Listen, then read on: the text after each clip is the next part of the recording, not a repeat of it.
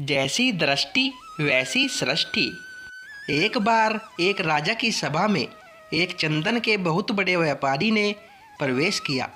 राजा की दृष्टि उस पर पड़ी तो उसे देखते ही अचानक उनके मन में विचार आया कि कुछ ऐसा किया जाए ताकि इस व्यापारी की सारी संपत्ति राजकोष में जमा कर दी जाए। व्यापारी जब तक वहाँ रहा, राजा का मन रह रहकर उसकी संपत्ति को हड़प लेने का करता। कुछ देर बाद व्यापारी चला गया। उसके जाने के बाद राजा को अपने राज्य के ही एक निवासी के लिए आए ऐसे विचारों के लिए बड़ा खेद होने लगा। राजा ने सोचा कि मैं तो प्रजा के साथ न्यायप्रिय रहता हूँ, आज मेरे मन में ऐसा कुलक्षित विचार क्यों आया। उन्होंने अपने मंत्री से सारी बात बताकर समाधान पूछा। मंत्री ने कहा, इसका उत्तर देने के लिए आप मुझे कुछ समय दें। राजा मान गए। मंत्री विलक्षण बुद्धि का था। वह इधर उधर के सोच विचार में समय न खोकर सीधा व्यापारी से मैत्री गांठने पहुंचा। व्यापारी से मित्रता करने के बाद उसने पूछा, मित्र, तुम चिंतित क्यों हो? भारी मुनाफे वाले चंदन का व्यापार करते हो, फिर चिंता कैसी? व्यापारी बोला, मेरे पास उत्तम कोटि के चंदन का बड़ा भंडार जमा हो गया है। चंदन से भरी गाड़ियाँ लेकर अनेक शहरों के चक्कर लगाए पर नहीं बिक रहा है।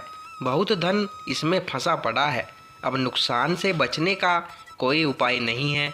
व्यापारी की बातें सुनकर मंत्री ने पूछा, क्या हानि से बचने का कोई उपाय नहीं?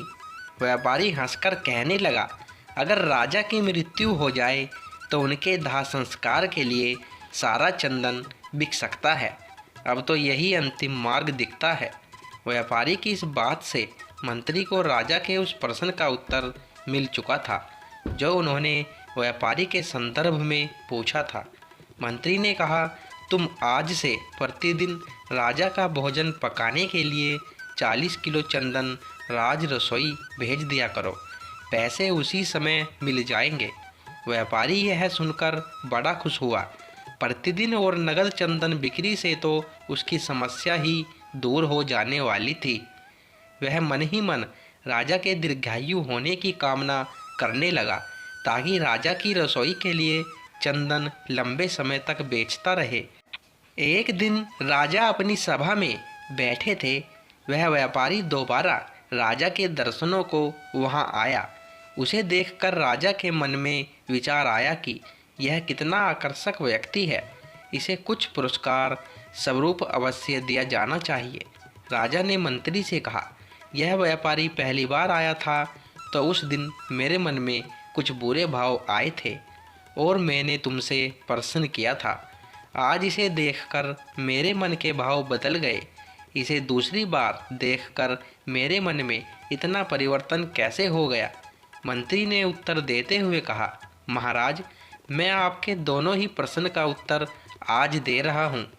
यह जब पहली बार आया था तब यह आपकी मृत्यु की कामना रखता था।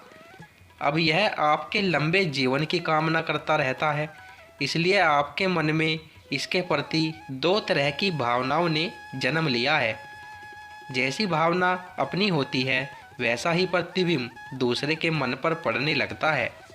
यह एक मनोवैज्ञानिक सत्य है। हम किसी व्यक्ति का मूल्यांकन कर रहे होते हैं तो उसके मन में उपजते भाव का उस मूल्यांकन पर गहरा प्रभाव पड़ता है। इसलिए जब भी किसी से मिले तो एक सकारात्मक सोच के साथ ही मिले ताकि आपके शरीर से सकारात्मक ऊर्जा निकले और वह व्यक्ति उस सकारात्मक ऊर्जा से प्रभावित होकर आसानी से आपके पक्ष में विचार करने के लिए प्रेरित हो सके, क्योंकि जैसी दृष्टि होगी वैसी ही सृष्टि होगी। दोस्तों, वीडियो पसंद आई हो तो वीडियो लाइक करें और चैनल पर नए आए हो तो चैनल को सब्सक्राइब करें। धन्यवाद दोस्तों।